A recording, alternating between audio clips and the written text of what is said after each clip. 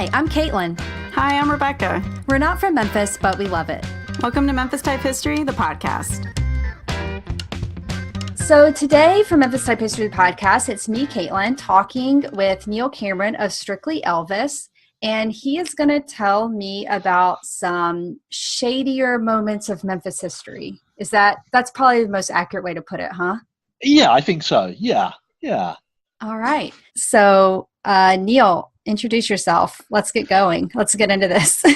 Okay. Yes. Sorry about the slight delay this morning. You're in China, right? You're in. I am. Oh, okay. So, well, we can be excused, I suppose, for the slight delay with the miles between us here. So, yeah. Where are you? Okay. Tell everyone where you are. Okay. Well, I'm in Suffolk, which is in England. We're just on the east coast of England. It's kind of about 100 miles northeast of London, so just on the coast. It's kind of the rural part of England, so lots of countryside around here, and I'm currently in my office. So it's a gloomy grey day here in the UK, but what's new there? That's what it's like every single day here, I'm sure. So yes, I'm Neil Cameron, and I work for a company called Strictly Elvis, and we have been bringing groups to Memphis of Elvis fans since 1972. I myself have been going to Memphis for the last 16 years, several times a year, so I kind of consider it a sort of home from home almost. In fact, I probably know it better than I know my own hometown, and I do sightseeing tours, so I know all the streets and the ins and outs and how to drive around the city. And of course, over the years, you get to know a little about the history, not only the Elvis side, but the other interesting history that there is in Memphis, because it really does have some great hidden and uncovered history in the city, which I really like learning about. Yeah, I'm really excited to talk to you because I don't exactly know how Rebecca and I met you, but it was, I think, when we published the book maybe, or before, and it was because of Strictly Elvis. It was more Elvis related, I think. So I'm excited to talk to you today about something a little bit different than that. That's right. Yeah, it was when you did the book. Again, I can't remember how I found out about the book, but I'm sure it was through that wonderful invention of Facebook, where you can find out about absolutely everything. And I remember the page coming up, and I was thinking, wow, this sounds like a really interesting new take on Memphis, because I'm not criticizing anybody, but a lot of Memphis books previously had always been about the music side of Memphis, which obviously that's a big part of part of Memphis history. I mean, almost the same thing sometimes, huh? Yeah, exactly. You're saying. and so there wasn't anything out there which was telling the story about the people who make Memphis what it is, and about the historic buildings and the history you don't hear about so much. And it was lovely to read your book. And then I think that's how I met you guys. You came out to Sun Studio once to meet me, and then I met you, I think, at the arcade as well. On both those occasions, and brought us some tea. I did bring you some tea. So, well, that's what we have here. That's why I was late this morning. If I'm going to tell the truth, it's because I wanted to drink a cup of tea. It's the law here in the UK, and I don't want to fall out of Her Majesty if I don't have my daily quota of tea every morning. All right. You sent me a long list of, like I said at the top of the show, ne'er-do-wells, motley crew people of Memphis. I don't know, just a little meandering walk through the dark side, I guess. And I am really excited to hear about these people. So I'm just going to let you tell me some stories. Okay. Well, first of all, I have to say, I don't want to put anybody off visiting Memphis. It's a wonderful city. It really is. And the things I'll be talking about are things that happened in the past. So no need to worry about going to Memphis. You're perfectly safe. And it's a wonderful city. But all cities have a dark history. And funnily enough, that seems to be what fascinates people. Over here in the UK, in London, we have, you've probably heard of the character Jack the Ripper. This is a serial killer who stalked the streets of East London 130 years ago. But every single year, there are books and there are documentaries about him. No one knows who he was. No one has ever been able to put a face to the name. It's a big crime mystery here in the UK. And in fact, London has its own Jack the Ripper museum. So we have a museum here dedicated to a serial killer. It seems very strange, but this is how the sort of dark side of cities sort of really still play on our consciousness and how they're so very interesting to people as well. And I think over the last few years in particular, we've seen obviously the rise of podcasts, such as the wonderful Memphis Type History podcast, Oh, but other shucks. ones as well. And there's been quite a lot of crime-related podcasts, which seem to be getting quite a lot of awards and are highly lauded in the sort of podcast industry. And there's also been the Netflix series as well. Was it what was the big one? Making a Murderer, and then Making a Murderer. Yeah, The Keepers most recently was a really big one, I think. The Keepers, the one about the nun, that's right, that was a big one as well. So for whatever reason, I don't know, but the sort of the ne'er-do-wells, the shady characters in life always seem to have more of an interest. They capture the public's imaginations more as well. So yes, so Memphis is no different with that whatsoever. So let's start with someone who a lot of people have never heard of. This is a music star from Memphis, of course. Elvis, Jerry Lee Lewis, Johnny Cash, Roy Orbison, all these great artists recorded at Sun Studios down there in Memphis. But there was one guy who only recorded a couple of tracks, but he was a fantastic singer, but he actually had a bigger career in crime than in music. Oh.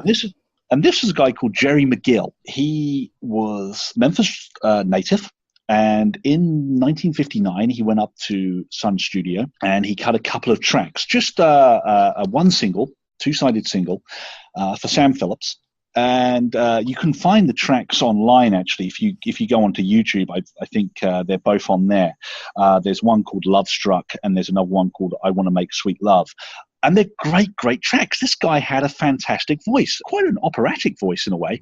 He recorded with a group called the Topcoats, and they were a big group in Memphis at that time. But this guy, despite being a fantastic singer and potentially having a great, great future in the music industry, decided that he just loved being a criminal more. He just loved stealing. He just loved committing crimes. So Jerry Mcgill, it's rumored that, or he used to boast that he had 97 criminal arrests in Memphis over the course of his life. Wow. Which is quite a few. I mean, Yeah. that's pretty good going. I mean, I'm And only dang it, almost made it to 100. almost to that century, which must have really annoyed him right there. I mean, that's really good because I'm only up to about 20 myself in Memphis, and I don't know how many you are, but I undisclosed. I want to be like Jerry Mcgill one day and get to that magic 97 or maybe the 100. Now, obviously, there's always a little bit of bravado. There's a little bit of bragging when it comes to these things, but at least 40 have actually been confirmed. There was a documentary made about Jerry, which I'll mention later on. And when the researchers were doing it, they went to the Memphis Police Department and they found that there were at least 40 that they could find on record. So he did have he really did have that reputation, and he wasn't wrong when he said he was a career criminal. Just going a little bit back into Jerry's story, because there was something else which when I was doing a little bit of research for this, that I found out about Jerry leads on to something which isn't criminal related, but quite interesting about Memphis. And that was he was a student at the technical high school in Memphis. What I didn't know was that used to be where there was a huge mansion. There was the Van Vliet mansion in Memphis. This was a guy called Peter Van Vliet, who was the owner of the Van Vliet Mansfield Drugs Company, which in the sort of late 1800s was the biggest pharmaceutical company in the US. And he built this huge mansion up in Memphis. It had great big Corinthian pillars out the front and had huge greenhouses out the back full of tropical plants. And when he passed away in the early 1900s, his widow then sold it to the city. They pulled it down and they built the technical school on top of it. But they actually kept some of the design that he had for his mansion for the school. So the Corinthian pillars are still there. And there's two great big stone lions, apparently, that used to be outside, but they donated to Memphis Zoo. So this was kind of all new to me. And it was quite interesting, though, that Memphis had this huge palatial manor at one time that then got pulled down. So it's always nice when you're sort of researching these things that you find out a little bit more about the city as well and the sort of history of the people and the places there. Yeah, anyway, lots of rabbit trails. Yeah, exactly. But I slightly digress from Jerry there. Yeah, so Jerry goes up to Sun Studio. He does the single, and all of a sudden, everyone is kind of all over him. They believe that he's got what it takes to be the next big rock and roller. By this time, Elvis has gone on to RCA. Jerry Lee Lewis has gone on to different things. Johnny Cash has moved down to Nashville. There's all the big stars have gone, and of course they're looking to make the next rock and roll star. So George Klein, who was a good friend of Elvis's and also was a big DJ in Memphis. I think he was on WHBQ, and he was on some of the local TV shows as well. He wanted to be Jerry's manager. So this guy is being sort of headhunted by the big names in the music industry, but he just doesn't want anything to do with it. He just wants to go out and rob and steal. That's all he wants to go and do. So talk about a self-sabotager. Absolutely. I mean, it's strange that someone would have that mindset. So he would he went on the run, basically. I mean, he was into everything from robbing banks to stealing to counterfeiting money. That was a big thing of his as well. So he does this single. Then he decides, no, crime is his thing. So he picks up all these arrests in Memphis, and then he goes on the run. And he is on the run then for pretty much the rest of his life. He's sort of dipping in and out of Memphis every now and again as well. And although he has sort of not decided to go with music as his main time profession, he is still performing music. He still has a musical bug. And even though he was wanted, he was still on the roads and still performing. So he would perform concerts under assumed names. I think when they were doing this documentary, which is called Very Extremely Dangerous. Strange title, but it's well worth checking out. I wish we could name that this episode that, yes, but it's probably some sort of rule against it. That's a great name. Or you could change it to Extremely Very Dangerous. I don't know. There's maybe a play on words there somewhere. So he is out on the run, and he's performing under about 6 different aliases at this time. So he probably more than that, but they're the 6 that they would be able to find. He ended up working for the country music star Waylon Jennings, and he was his road manager. He was performing with him as well, and often when Jerry was out on the road, when he was on the run and he was going between gigs and he was doing different things, he would, like I say, he would have to be in disguise, and he would often go out and drag as well. So he would get the wig on, the makeup, the dress, and whatever else to go and do it. So you've got this kind of cross-dressing country music star who is also a criminal as well. Very, very strange. I love it. So Jerry went on the road with Waylon Jennings, was also his rhythm guitarist for a while as well, performing under the name of Curtis Buck. Performing with Waylon, he also did a number of songwriting episodes for Waylon as well. And what actually stopped Jerry working with Waylon was metal detectors being put into place in airports, because Jerry had a habit of carrying a minimum of 3 firearms wherever he went. And of course, when they put metal detectors in, he could no longer take those through. So just crazy. But he did, like I say, he did sort of crop up in Memphis every now and again. And in the early 70s, he was recording at Ardent Studios, which is up on National Street, I think. Big musical history there. Led Zeppelin recorded there, Bob Dylan, Isaac Hayes, and they all recorded there. And Jerry, in amongst his various criminal activities, he nipped in there and recorded a few more tracks as well. But these are actually still unreleased. I don't know who has them. I don't know where they are. They must be in a vault somewhere. But those ones are still unreleased. Wow. And in the 1970s as well, he also took part in a film project. There was a film project, sort of avant-garde film project about the music scene in the South, in Mississippi, in Tennessee, and down in New Orleans as well. And you can actually see some of this footage on YouTube, I think, of Jerry taking part in this documentary. And typical of Jerry Mcgill, he is on this documentary brandishing a gun, talking about music and talking about his criminal career. And some of it was actually filmed at the Sam Phillips recording studio, the afterwards to Sun Studio, when Sam went up to and set up his own recording studio. And during the course of the filming, Jerry actually fired his gun a few times, and the bullet holes are still in the roof of the Sam Phillips recording studio. Ooh, So I did not know to look for those when I was there. Yeah, because if I go back, I'm gonna have to look. Featured that in the book, didn't you? I think, and it was that one of your podcasts as well? I think the recording studio, a blog post. They invited us to come and do a tour, so we got to go look around. Which I don't know if they allow more people now, but at the time it was not something that they usually did. So we're super thankful. Yeah, you were really lucky to get in there, because we could never get in there, and we've been trying for quite a few years to take groups in there, because Sam Phillips, obviously the big Elvis connection there.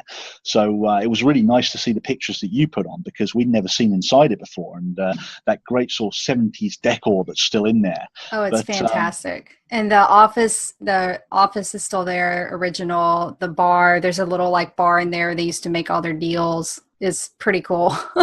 Excellent. Well, hopefully one day we may get a tour inside there ourselves. So we're sort of looking forward to that. But yeah, the bullet holes apparently from Jerry Mcgill are still in the roof in the ceiling of the Sam Phillips recording studio. So if you do get the chance, it's well worth checking those out. So so he was on the run for sort of the next 20 years. He did a little bit of prison time for illegal weapons and attempted murder. They had an attempted murder incarceration down in Florida as well. And then he kind of went off the radar. But then in 2009, he resurfaced online when someone on a website was asking about him and what happened to him. And as a result of which, an Irish film company decided to make this documentary, Very Extremely Dangerous, about him. And the film shows how after 50 years he'd just reunited with one of his old high school girlfriends from Memphis. And the film actually took him back to Memphis. At this time, Jerry was also suffering from cancer. And it was almost a kind of redemption piece. Jerry had realized that he'd spent so many years just committing crimes and sort of wasting his life, that it was almost a bit of a redemption piece. And the film actually takes him back to Memphis and shows his first hometown gig in many years, where he was performing at the High Tone Cafe. So it was kind of an almost a full circle, if you like. The film shows him starting in Memphis, and then this kind of how it led him back to Memphis and led him back to his musical career as well. So it's a nice little documentary if you get the chance to check it out. That's and I cool. I think it won a prize at the Memphis Film Festival as well. It was a special jury prize or something as well. So it got quite sort of highly lauded. But it's probably online somewhere, Netflix or someone probably has it. But yeah, Jerry then passed away in 2013 at the age of 73. And it's just a really interesting story of this guy who had such a talent for music but decided to go the other way. And he's one of those stars. We always think of the wild men of rock and roll, people like Jerry Lee Lewis, who just tore up the streets of Memphis and up at Hernando's Hideaway, the little bar up there at the end of Elvis Presley Boulevard all those years ago. But Jerry was really kind of like the first outlaw music star. You get the outlaw country scene, but Jerry was sort of way, way before that, and was legitimate as well. I mean, the prison time and all these arrests as well. So just a really crazy character.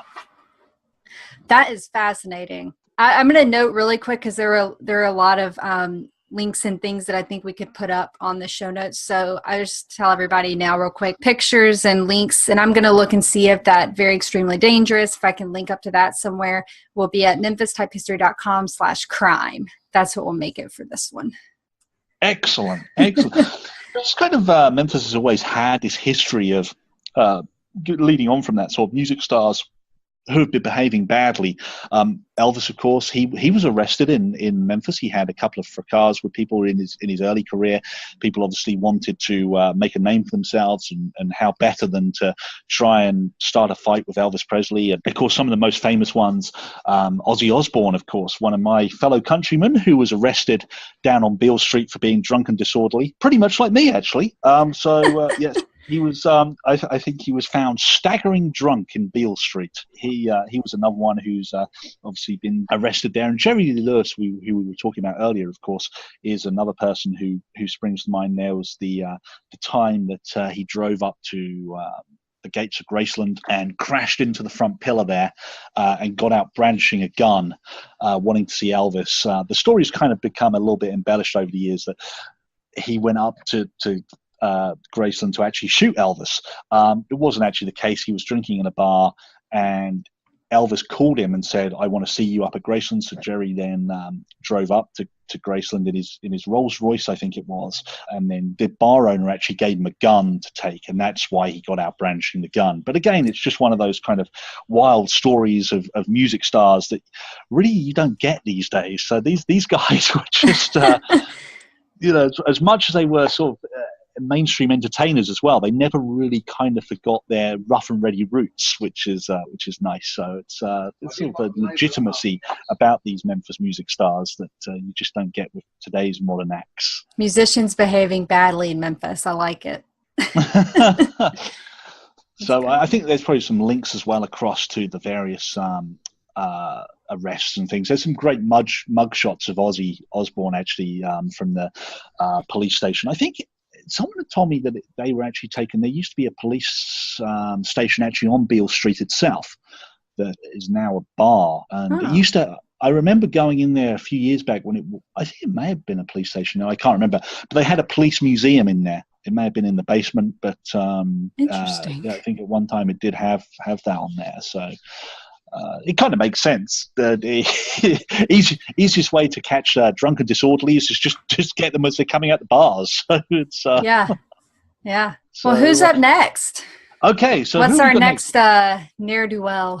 Let's talk about another part of Memphis history which a lot of people don't know about, and this is about Memphis being involved in one of the biggest entertainment scandals of all time. Going back to the 1970s, we're going to talk about one of the most profitable films of all time, released in 1972. We've all heard of it, this particular film, but not everyone will admit to watching it. I'm talking about the film Deep Throat, which came out in 1972. And this was kind of the film which launched the mainstream adult entertainment industry, if you like. Obviously before that you had Hugh Hefner with Playboy magazine, etc. But this particular film, Deep Throat, was the first adult movie which had a plot, and it basically revolutionized what had been up until then a very kind of seedy, under the counter kind of industry. And all of a sudden, this film bursts onto the scene, and everyone is talking about it. You had Bob Hope, you had Johnny Carson actually mentioning Deep Throat on their TV chat shows. You had celebrities going to watch it. There's film footage, I think, as news reports at the time of people like Frank Sinatra going into movie theaters in New York to watch Deep Throat. It was a complete kind of boom period for that adult industry, and it brought on this term which was called porno chic. It was a time when pornography came out of the seedy back streets and was put into mainstream culture, which I guess then led to what we have today. I mean, you watch music videos of modern music stars and they're pretty raunchy, and the way that all of a sudden adult entertainment almost became legitimate. Obviously, it's always had a under-the-counter, slightly backstreet appeal to it, but at that time, Deep Throat was the one thing that kind of pushed it out there and made mainstream stars of its main actors and actresses. Now, this film came out, like I say, 1972, hugely profitable because it was only made for $25,000, I think. Shot down in Miami, and was absolutely massive, played in all the big movie theaters. And of course, when you have something like this, you're going to get the other side of society who do not like it at all. And there was a huge uproar. There was a huge backlash from people saying, how dare this become modern entertainment? How dare this become something that should be seen in anything other than the grindhouse cinemas? This stuff shouldn't be talked about. And there was a big moral crusade against Deep Throat in particular, and as a result of which the government at that time, President Nixon, was almost forced to then start handing out subpoenas to the people who made it, the people who were acting in the movie itself, and trying to basically sweep it all under the rug. So they had to make examples. They didn't want this stuff going on. They didn't want it to all of a sudden become the norm. And so they started handing out court cases for obscenity, for all sorts of different things. And there was a number of trials over the years. There was one, I think, in Chicago. There was one in New York as well. And the way that they were able to do it was that they were using some kind of very old, outdated laws saying that the cinemas and the projectionists, in fact, it was actually the people working the projectors in these movie houses who were often the ones who were taken to court because they were seen That's to be crazy. the ones. Yeah, absolutely. they were just going to work. They weren't doing anything. They were just doing their everyday job, and all of a sudden they're being hauled into court and being given these huge fines, or being put on huge bails that they obviously couldn't afford to do. But of course, the problem with that is that you can't then really prosecute anyone. It's very difficult to do that. I think the charge that they actually gave to these projectionists was commercial obscenity and felony possession of a criminal instrument. Now, that would normally be used for someone carrying a gun or a knife. All these people had were a movie projector, and that was the criminal instrument. So really strange. So anyway, these other cases collapsed. New York, particularly, that one didn't go any further. And of course, the reason is there's that old saying is, how can you offend a New Yorker? You really can't. You can't offend anyone in New York. It's impossible. So the government got wise. The government kind of thought, well, how can we do this? How can we go somewhere where we can then actually get a conviction? We can actually do something about this. So of course they thought, well, we're better. Let's go down to Memphis. So they went down to Memphis, and they went to the Lamar Theater, which I think you may have featured somewhere. I think it's in the book, or you may put the Lamar in a It's in the book. That's where they seized the copy of Deep Throat. And the idea was, of course, that if you could get a conviction down in Memphis, there was nowhere other than Memphis that you could really get a conviction, because they knew that Memphis, being the buckle of the Bible Belt, it was going to cause huge moral uproar. So that's what they did. So you've got the main actor in the film was a guy called Harry Reams. He actually was working on the film just on the sound and lighting, but then somehow became the main star of the film. He started acting in it. It's a bit of a strange one if you go to work and then all of a sudden you're doing something completely different. But Harry Reams was then completely different. Very completely different on that one. And Harry Reams, there was unfortunately not with us anymore, but he did an interview where he says that he was at his apartment in New York, and the FBI came round and they basically said, right, that's it, you're under arrest, and he was extradited down to Memphis. Now, the other little twist in the tale here as well is that the film itself, or the film industry, particularly for these more, how shall we say, specialist films, was run by organized crime in New York. So you had the mafia families in New York who were controlling a lot of these films. The government then they had the best outcome, because when they started digging, they found out that the film had been distributed with mafia money. And two of the biggest mobsters in New York at that time were then also extradited down to Memphis. So you had, at this time in Memphis, not only this guy Harry Reams, who was the actor, but you had some of the most powerful gangsters from New York coming to Memphis to do this court trial as well. So it was a strange time, and they were so convinced they were going to get conviction down there. And at the time, this was one of the costliest court cases ever to take place in Memphis. I think it may even hold the record. I think they estimated at that time. So obviously inflation now would be much higher, but at the time it was something like $4 million it took over this 9-week trial to try and get a conviction. But as it turned out, they couldn't do it because the laws that they were trying to prosecute them under, unfortunately, had changed. So they were trying to, they changed in 1973, just a year after the movie had come out.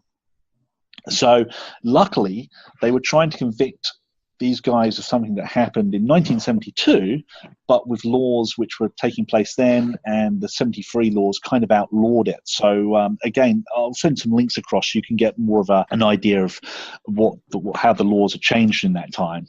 So let me get it straight, or make sure I have it straight. So they were trying them for something in 1972, but by 1973, I guess the laws had loosened up. They had, yes. Okay. There had been a slight change to some of the obscenity laws, so there was a kind of loophole there.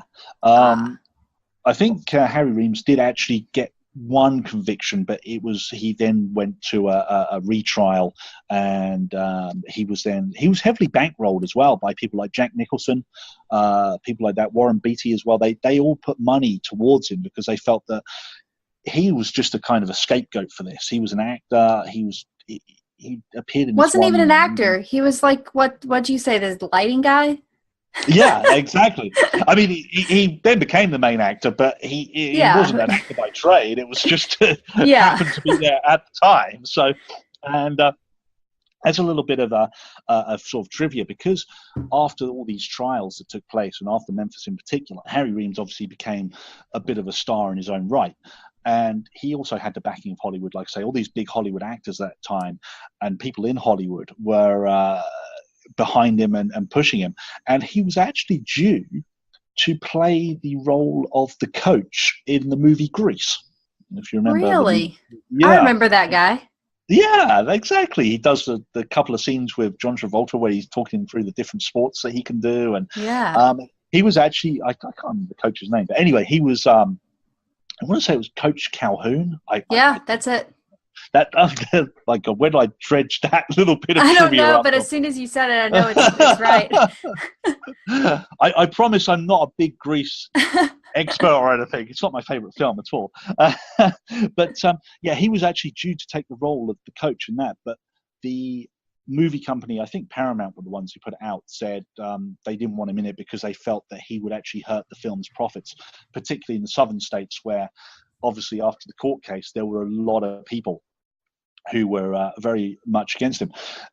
Another interesting thing about that court case as well, there was an interview of Harry Reams when he actually came back to Memphis, and there was a picture of him in front of the Lamar Theatre, and he said during the court case he was hearing a lot of stories that he didn't know about. The way that organized crime was making money out of this film was quite horrific. You know, they would go to movie theaters, they would demand money if a movie theater was showing the film, they would demand that they have the profits from it, even if they hadn't supplied the print. And there was stories of managers of movie theaters being beaten with baseball bats and all kinds of things that Harry Reams had no idea about. And despite all this, he would say that he would come out of the courthouse every day and people would yell abuse at him and throw things at him, but they wouldn't throw things at these mafia guys who would be coming out at the same time as well. They didn't care that these guys committed these horrible crimes and these beatings and assaults on people. All they cared about was that Harry Reams had been an actor in what they felt was an absolutely horrible movie and an obscene movie, and he was the one getting all the abuse. And sadly, after Memphis, it actually led to Harry Reams becoming an alcoholic. In an interview, he actually said it was in Memphis where it all started to go wrong. And after that, he sort of then drifted in and out of addiction problems and never really managed to find his way back. He became a born-again Christian later on in life and repented, obviously, what he did. But Memphis was where it all really started to change for him, and people particularly in the South, saw him as almost the sort of devil incarnate, if you like. They didn't care about these other crimes. It was just the fact that Harry had been in this film, and obviously he was just seen as absolutely immoral. But yeah, another interesting part of Memphis history there, that this movie, which has gone down in kind of pop culture, if you like, and of course Deep Throat was also the name that was then used for the Watergate scandal as well. The guy there. So again, it's something which runs through modern popular culture, but has a big part in Memphis history as well that not a lot of people know about. So all these big mafia guys and these guys from the film industry were being extradited down to Memphis and held there while this 9-week trial took place. Interesting. So, That's so crazy. What a crazy story.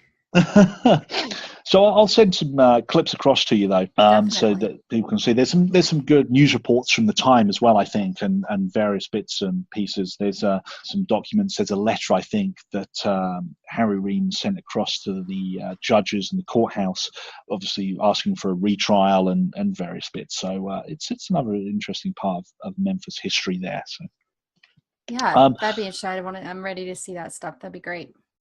Okay, so let's move on to the next one now. All right. Now, this one is another interesting story. Of course, today, one of the big ways that law enforcement are able to capture criminals is through detection, through voice recording, through bugging telephones, rooms, etc., wiretaps, and all the rest of it. And something I didn't know about was that actually a lot of the modern technology and a lot of the way that wiretaps work came from Memphis, because way back when the police and the FBI, etc., weren't really wiretapping anybody. It wasn't seen as a way of actually getting criminal convictions. No one had really thought about it. The technology really wasn't there as well. And it wasn't until the 1950s, when you had the issue with communism, that this started becoming more and more widespread across law enforcement agencies. But from what I understand, the way that they actually got hold of their technology and the way that they actually were able to advance that was that in the sort of 1930s and 40s, and in the start of the 1950s as well, it was actually criminals who were wiretapping their rivals. They would obviously want to find out about what their rivals were up to, and they were wiretapping them. And a lot of that technology actually came through Memphis because of the Memphis recording industry. So, of course, you had places like Sun Studio, etc., and obviously a lot of that equipment was being used down there.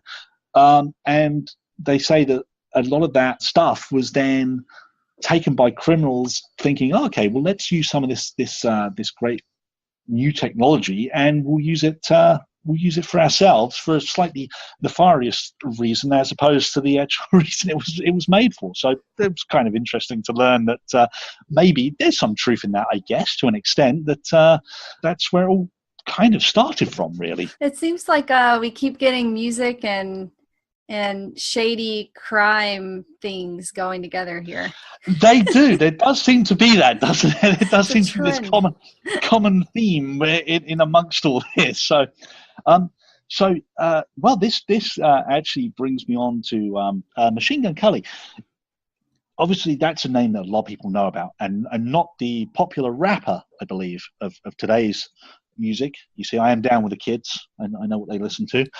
Machine Gun Kelly we're talking about is the Prohibition era gangster, who was also a resident at the infamous Alcatraz prison as well. Sort of always mentioned Machine Gun Kelly in the same breath as people like Al Capone and the Birdman of Alcatraz, etc.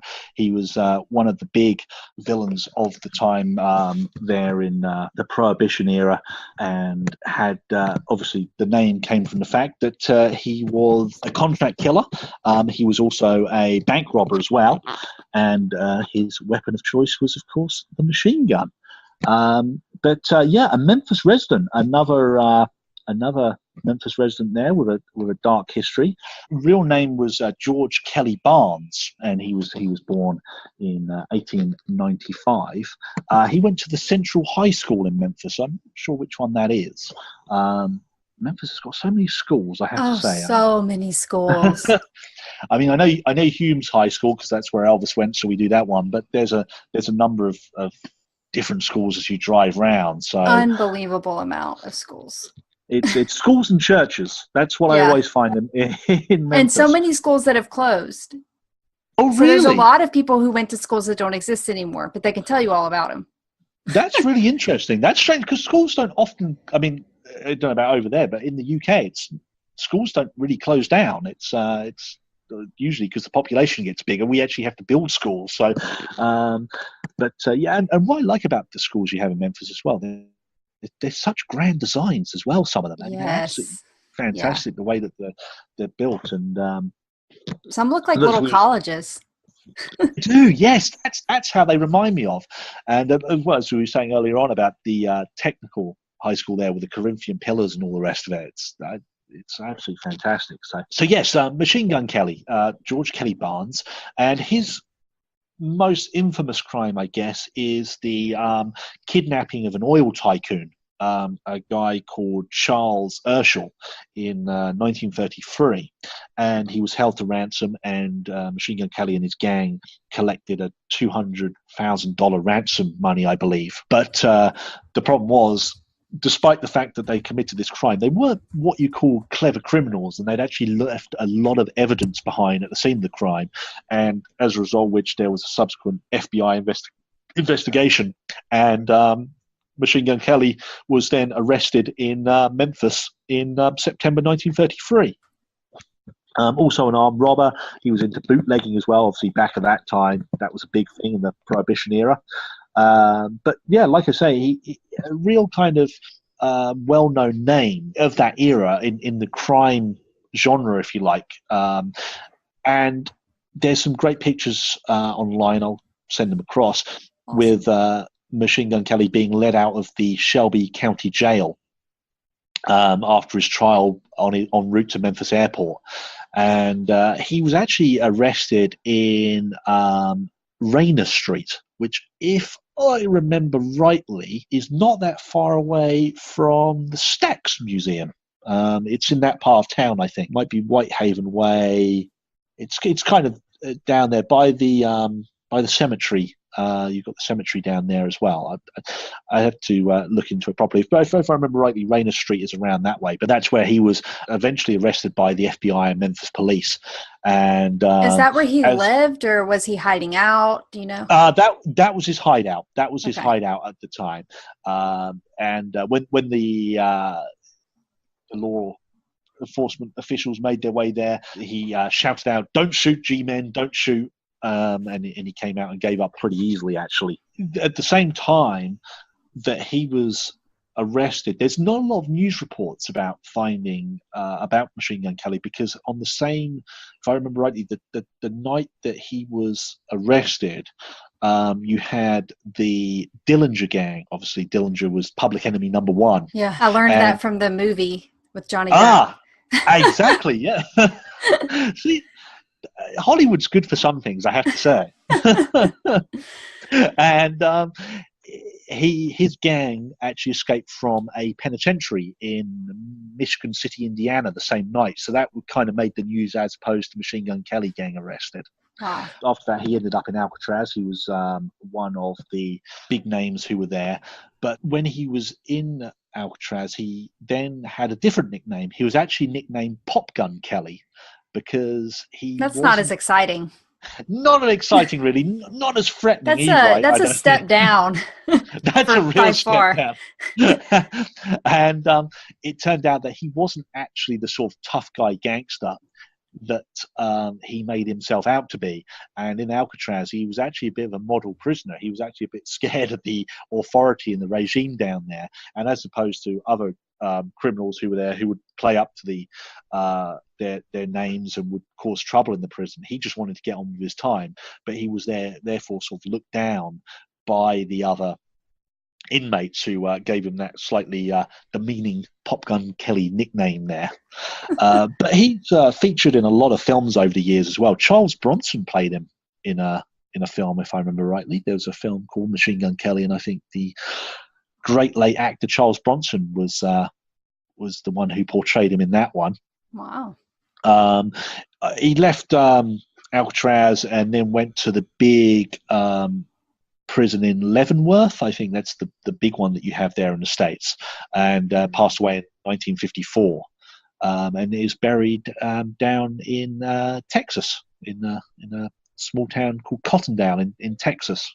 Why? I'm not sure, actually. That's a very good point, actually. I'm not entirely sure why he was buried down there. I have to look into that one. It may have something to do with his wife. His wife was still alive, so whether or not she was living down there at the time, I'm not sure. I know a lot of that. Sometimes people just have it for convenience purposes. Yeah. I'm living here, so I'll bury you here, so I don't have to travel to see your grave. So Yeah. could be why, I guess, but I'll have a look into that. But So was he in jail for the rest of his life, or did he just serve a sentence and then get out? No, he was in there for the rest of his life. So Wow. he was arrested in 1933 and died in 1954. So after being caught, he was incarcerated for the rest of his time. I think he has a tie to Leahy's as well in Memphis. Oh, right. Okay. I feel like his name came up. There used to be. Are you familiar with Leahy's trailer park? Or it's had various different names, but yeah, I am. I think at one time didn't it have a sort of a bordello there as well? Yeah. Yeah. And I think he's rumored to have spent some time there when he was in Memphis. Amongst other gangsters and various shady types. Right. Okay. I will just go on record saying now that I don't have an intricate knowledge of bordellos. That's just something I picked up along the way. So no, they did. They had a big. I think it was maybe 2 stories or something, and it was torn down. I think I've seen maybe like one postcard that has it on there. Oh, but wow, even that, I'm not positive about it. It wasn't around in like more recent history. Right, okay. I had heard something about that, so that would make sense. And of course, a lot of these guys were probably also working together. They probably collaborating, etc. So yeah, I can see that, because I think there was a rumor that even Al Capone had visited. He'd come to Memphis at some point. Yeah. These guys were kind of a small unit, really, and they all worked together. So and they all had the sort of same notoriety as well. So I could see that would possibly be the case. So it's so interesting to me because, I guess Chicago, New York, Memphis. Why?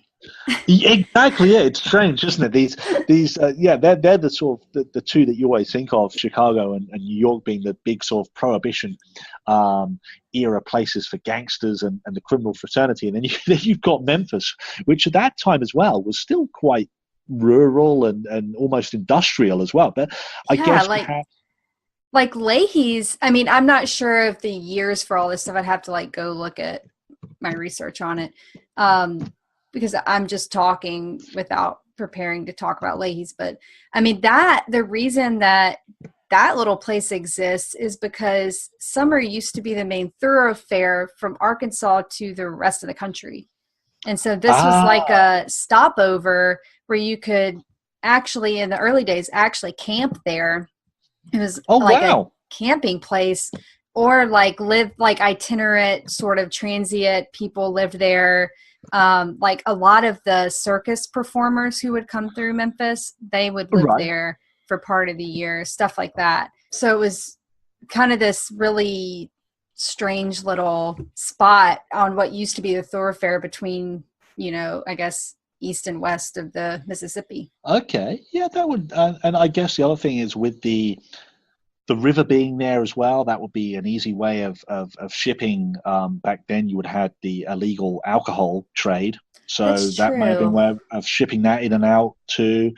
And I guess Chicago, New York, they were geared up for that. So they had the FBI presence, they had the big police presence, but Memphis probably wasn't quite as controlled as those places. And as we've heard as well, the officials down in places like Memphis didn't sound as if they weren't akin to taking a backhander or a bribe to turn the other way. So it was probably quite an open city in terms of being able to do criminal acts without having too much attention drawn to them. Interesting. Yeah, it's an interesting one to to look into, though, most definitely, to sort of see about that. So, but yeah, I mean, it's strange that sort of Alcatraz has got that reputation of being this kind of place where all these big criminals went. It's still fascinates people. You had films like Escape from Alcatraz with Clint Eastwood. You had The Birdman of Alcatraz, the movie there as well, and that whole Prohibition era of crime, Al Capone particularly, is still, I don't know, it's almost romanticized slightly as well. I guess the way that people dress and all the rest of it, and you see it in popular culture as well. It's still referred to, these very smart looking guys and their suits and the hats and all the rest of it. And then it's strange, like you say, that you think of one of these people, Machine Gun Kelly, who again the name is so well known, coming from Memphis. It's it's really strange, but again, a very interesting part of Memphis's darker history right there too. So yeah, interesting to know that that's where he's from. In fact, I didn't even know about that until quite recently when I was looking into something else, and I had no idea that was actually where he was from. So it was quite a revelation to find that one out. And then the last one we were talking about was Sputnik Monroe. This is only a really sort of a short story, but it's got quite an interesting story to it as well. This was a guy called Roscoe Monroe Brumbaugh. He was actually born Roscoe Monroe Merrick, and this guy was a Memphis lot of wrestler. Names for one person. It's a lot of names for one person. And this was a guy who was a Memphis wrestler. A wrestler? Yeah. Okay. Cool. Or wrestling, as you call it down there in Memphis, was and is, I think, still quite a big sport down there in Memphis. Oh yeah. I mean, it's almost seen as the sort of the holy ground of the sport, and you've got people who Jerry the King Lawler is the big guy down there, isn't he? He's got his bar down on there on Beale Street, and it's sort of a well-known household name. But particularly in the sort of 40s through to the 1970s, it was such a huge sporting attraction that all the big venues in Memphis would have their own matches, the Mid-South Coliseum, of course, and also down at the Ellis Auditorium, which then was demolished, but then became the Cook Convention Center down there on Riverfront. I mean, it was such a big deal that in the 1950s, there's even a picture of Elvis playing, I think, 1954. It's either late 54 or early 55. And he's actually playing the intermission show of the wrestling matches. There's him, Scotty Moore and Bill Black all performing in the wrestling ring. I mean, this is, if your intermission act is Elvis, it's got to be pretty big. Yeah. The thing at the time, of course, that we're talking about with Sputnik Monroe was, of course, the horrible era of segregation. So you had white people sitting in the floor seats, whereas the black population were forced to sit up in the balcony in the lesser seats. And Sputnik Monroe, as he became known in wrestling, he took the name Sputnik in the 1950s when there was a lot of press about the space race between the USA and Russia, and the Russians were putting these Sputniks into space, etc. And isn't there a what's the famous sign that you've got in? There's a neon sign that you've got there in Memphis, which is like a Sputnik as well. It's called the Sputnik.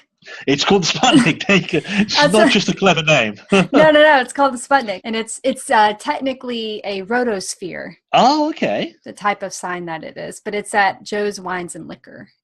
Ah, right. Yeah. Okay. So that was a big thing back then. The Sputnik's a big part of popular culture. It was in the news, etc.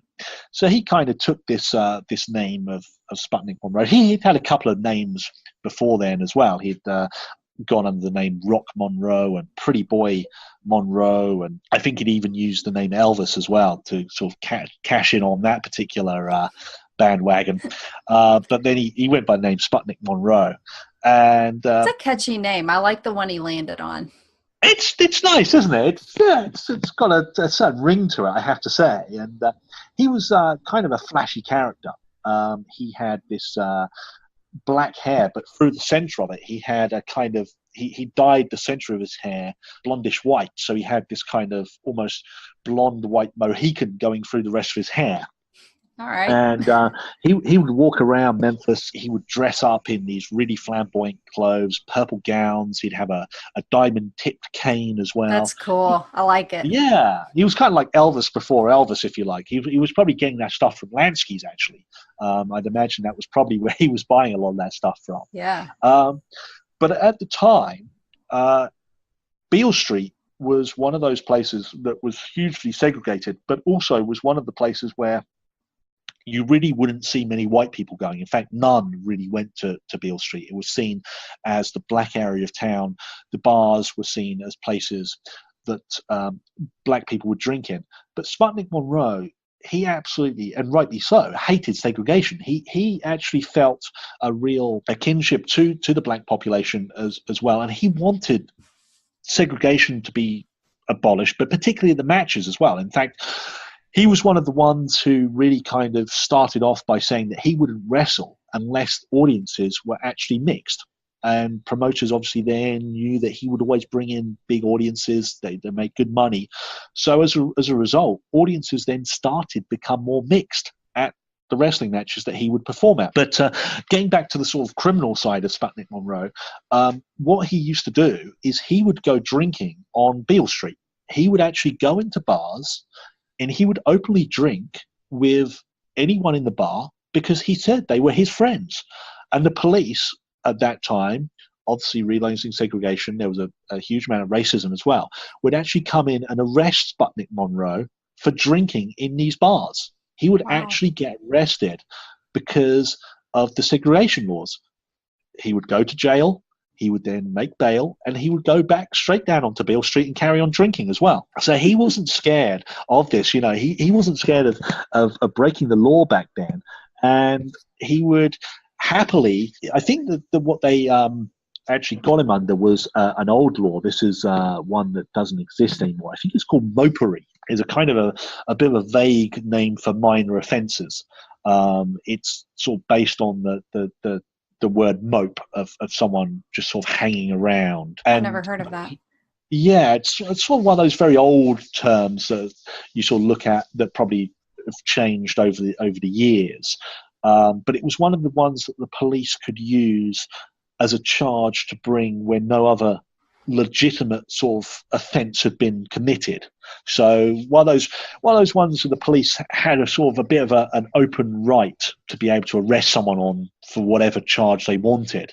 So yeah, he would get arrested for things like that. And what he would do is he would hire a black attorney. He would get a black attorney. He would go to court. He would pay the fine, and then he'd go straight back to the bars in Beale Street, and he would carry on drinking. And it would happen over and over again. He would keep getting arrested. But as a result of which, again, it's probably a clever marketing ploy as well, because what then happened was he was wrestling as what is known in the industry as a heel. So he was the bad guy. He was the bad guy. But despite that, his popularity absolutely soared with a black population in Memphis, and of course they would flood in every Monday night to see him wrestling. So it was very clever on his part as well. He knew that he then had a guaranteed audience, and of course back then these guys were probably making a cut of the door. The more seats that were sold, the more money they were making. But even if he was doing it slightly for profit, he was also doing it because he really didn't feel that there should be segregation. And I'm not saying that he changed the world in any way, but certainly back then at those particular matches, he was making sure that audiences were mixed and they weren't segregated as well. And he was the very sort of the sort of forerunner of saying, I'll drink with whoever I want to drink with, and I'll go into whatever bar I want to go into. And of course, after a while, the police just got fed up with him because they were just arresting him almost every other day for drinking in these bars. So yeah, an interesting character there. Slightly lesser crime, but quite interesting to sort of think that we're only going back sort of 60, 70 years now, and that someone could be arrested for just drinking in a bar because of the other people who were drinking there. I mean, it's horrendous. It really is. And but good to know that there was someone out there who was happy to break the law and get some changes. Yeah. Well, I like ending on that guy. Yeah, a bit more upbeat. Yeah. I can do upbeat. I don't want to bring everybody down. Yeah, that was great. Thank you so much. No, thank you for having me on. Hopefully, it's been interesting. It hasn't been too too dark and dreary, and won't put anybody off from visit. Please do another podcast after this one, because I'd hate to think that you didn't, and I just killed everything. No. Like, it's so inappropriate here. So. No. This was fun. And I've got some, if you've still got time, I know we've talked a little longer than planned, so let me know if you don't. But if you do have time, I've got some rapid fire questions for you to close us out. I would love to do that. Okay, well, here we go. Okay. This first one is from Rebecca, and I have no context for it. She just said, "Are these questions for Neil on my list of questions? If so, will you please ask this one for me?" And she says, "Is there a connection between Liverpool and Memphis?" There is a big connection there between Liverpool. Actually, there's a couple of them. The first one is that trying to think how many years ago it was, probably going back about 6 or 7 years ago, they actually twinned the two cities together. Really? So yeah, there was a twinning ceremony between the two. Now I don't know how official it was, but I actually went to the. There was a bit of a do here in the UK, and they twinned them up. I have to remember and find some information about it, but they did a kind of it was because of the music scene, so they twinned the two together. So there was a twinning of the towns. In the city of Liverpool, they have a Beatles museum, obviously best place to have it, right. And right.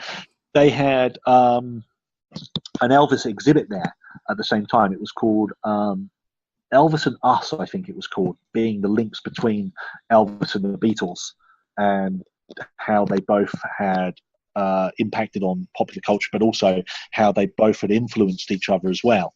It was 2004. That's when it was. It was 2004. It was the half century of Elvis releasing his first single, That's Right, Mama.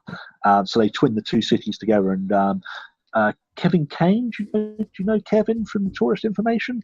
I don't know him, actually. Okay. So I'd like to. Really nice guy. Well, if next time you're back, we'll have to introduce you, because he's a wonderful, wonderful chap. Big friend of ours here at the Elvis side of things. We've known him for many years, and he's a really, really nice guy. But he came across, he's the head of the Tourist Information in Memphis, and he came across and did a talk. And the Lord Mayor of Liverpool received the keys to Memphis, to the city of Memphis, and vice versa as well. So yeah, it was nice.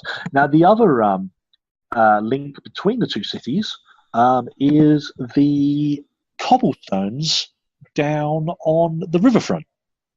Really? So if you go down to the riverfront, and you've got the cobblestones that make up the side of the river there, they're all from Liverpool, those stones. That's right. I did. We just did an episode. Well, I don't know when. It wasn't probably just, but we did an episode on steamboats, and I did remember saying that now, that the the cobblestones are from Liverpool, and that cobblestone landing is the last one in the U.S. that has original cobblestones on it.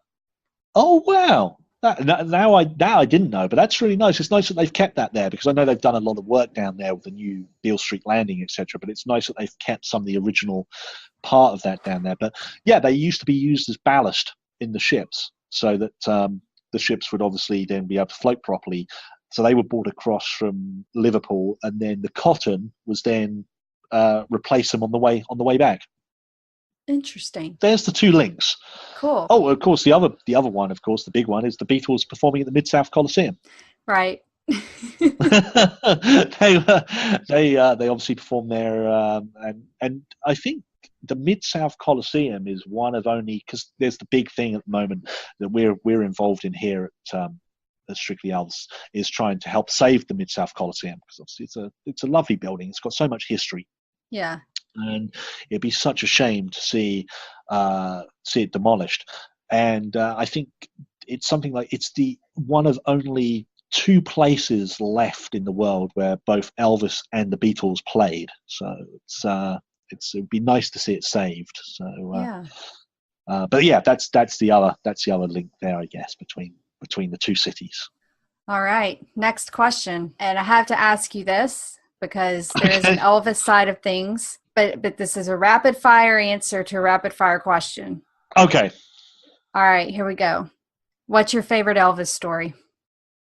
Favorite Elvis story. Oh Yep. my God, you want a rapid fire one? This is going to be really, really difficult. That's Okay, why I went ahead and said it. okay. I got oh my God, you're really pushing me on this one. There's so many of them. There are so many. I guess it would be the one that everyone knows about the one Elvis meeting the lady outside the Cadillac showroom in Memphis. She's looking through the window. He comes up to her and buys her the Cadillac. She's looking at this car, and he then buys it for her. I think that's just a great story, and it just sums Elvis up. There's this guy, all the money in the world, most popular entertainer in the world, biggest star, and yet he still gave back to people. And he didn't do it for any other reason than he just wanted to give it to them. So Yeah. that's probably my favorite one. Very generous. Excellent. If you were stuck in a Memphis bar, or as you might put it, pub, for all eternity, which one would you choose? Can I say the tap room? You can say whatever you want. Okay. Not that I go drinking bars. Apparently Beale Street's got quite a lot of bars, but I don't know anything about them. I've never been to Beale Street, actually. It's funny enough. So, Wait, what? No, I'm kidding. That's why I always. It's like this. I was like, this cannot be true. I feel like I don't know what Neil does at all in Memphis. No, that's my general joke with my groups, that I have no idea what happens on Beale Street. I never go down there. I hear it's very good. Yeah, I guess the tap room, because I think that's about the only bar that I'm not banned from down there. That's a joke, by the way. I'm not banned from anything. I'm too good a customer. I mean, it's not the 70s, so have a good time. I mean, yeah, the tap room. I really like the tap room, or the Blue City Cafe, which is another great place to eat in as well. All right, you're making a movie that's related to Memphis in some way, whatever way you choose. What's the plot and who's in it? Oh my word. Okay, who's in it and what's the plot? Okay, well, I think maybe some of these stories we've told today would be quite good. I think there's some possibilities for some great movies being featured there. Very true. This is the really difficult thing as well. Can I choose anyone from? Okay, I tell you what. Let's choose someone. Let's have Clint Eastwood in there. I like Clint Eastwood. I think he's a solid choice. Because the other thing is, I don't know many of these new movie stars. I really have. Well, this is a history podcast, so it doesn't have to be modern day necessarily. Excellent. Okay, we'll go with the Sputnik Monroe. I kind of like that one. That's a little bit more upbeat. There's not any murders in that one, so it might be a nicer story to tell. Let's have Clint Eastwood as Sputnik Monroe, and let's somehow involve my favorite actor of all time in there. We'll have Roger Moore, the late great Sir Roger Moore. He can be in there as well somewhere. I don't know what he could do. Maybe he could be the mayor of the city. I think he'd bring a real gravitas to that. There we go. Nice. Yeah, the Sputnik Monroe story, starring Clint Eastwood and Roger Moore. I can see the Oscar already. I know. I could even see where I'm going to put it as well. I've got the shelf space for it. Oh, perfect. Well, I'm sure it's coming your way in no time. All right, last rapid fire. Would you trade your current accent out in order to blend in here with a Southern one? You know, it's strange that sometimes when you get to Memphis, you occasionally hear yourself dipping into the Southern accent. The more that you're actually there, it becomes almost infectious, that you start saying your yawls and the voice goes into that slight Southern drawl. But no, I like the English accent. And the other nice thing is that whenever you're in Memphis, because it's still quite a rarity Memphis is a big tourism place, but you don't get that many tourists there really, outside of perhaps the 2 Elvis times of the year. So it always gets a certain amount of interest wherever I go. And I never, ever get fed up of being asked if I know the Queen. Is Harry Potter real? Or do I know the Rolling Stones as well? So I never get fed up of those 3 questions. And I'm sure you can come up with all sorts of answers depending on your mood. Absolutely. Depending on how I feel on that particular, and how much I want to talk, and who's buying the drinks as well. If they're buying the drinks, and I'll carry on talking forever. So excellent. Well, Neil, this has been a pleasure. No, thank you so much. Thank you for having me on, and sorry about the technical problems this morning as well. And no worries at all. This was great. I'm so glad I got to connect with you and got to hear all these crazy stories. Show notes again are at memphistypehistory.com/crime. Can I just say to you and Rebecca, thank you for your podcast, because it's absolutely phenomenal. It really, really is good. And, it's a joy to listen to because you guys are so fun. It's not boring. You're really getting into it and you're actually teaching me about stuff. My favorite episode of yours is the Sam Phillips, the all-female radio station. Oh, yeah. I loved working on that one. I had no idea about that whatsoever. Absolutely no idea at all. And listening to that was just an eye-opener. It was, wow, this is a part of history and obviously Sam Phillips, the Elvis side of things as well. So that will be something that we will incorporate, I think, into some of our future sightseeing tours. We'll be talking about that when we bring groups over from the UK and we do the Elvis side of things. We'll talk about that on that one. That's great. I'm glad to hear that because I didn't know anything about it and I talk about this endlessly on that episode, but that Kitchen Sisters podcast, I mean, if you haven't listened to that one, you really should because I took almost everything from it and some other sources, but it's so good and they have so many good sound recordings of the ladies who worked there. So I highly recommend it. And so do I. It really one of my favorites there. It's and like I say, something I never ever heard of before. A great piece of Memphis history that's kind of buried slightly, but really should be out there because it's an amazing part of that city. So thank you very much for all the hard work that you do in putting these podcasts together. Well, thank you. We appreciate that you're a listener.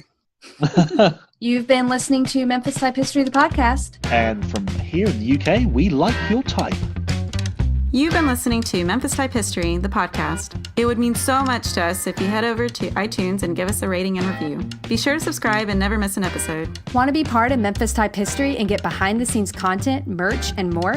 Support us on Patreon at patreon.com/Memphis Type History. That's Patreon, spelled patreon.com/Memphis Type History. Find more Memphis Type History on our blog at memphistypehistory.com, on Facebook, Instagram, and Pinterest as Memphis Type History, and on Twitter at Memphis Type.